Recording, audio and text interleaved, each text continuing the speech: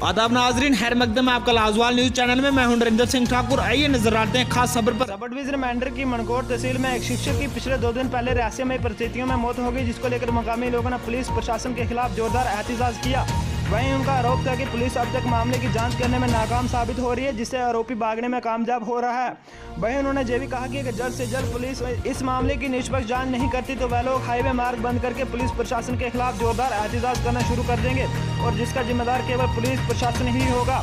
वहीं मेंढर के पूर्व विधायक जावेद राणा ने डीजीपी दिलबाग सिंह से मांग की है कि इस मामले की जल्द से जल्द जांच की जाए। ब्यूरो रिपोर्ट मेंढर से एजाज कोहली।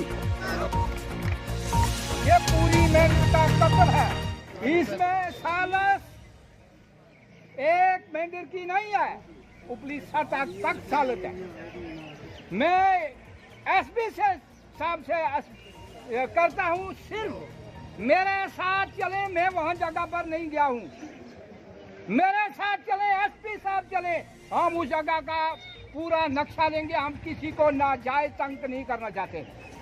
अगर कत्ल नहीं हुआ हम किसी को नाजायज तंग नहीं करेंगे, नाजायज पर किचन नहीं डालेंगे। हम उसका जायजा लेंगे। क्या जो बयान इन लोगों के, उन बयानों से पता चलता है कि कत्ल है।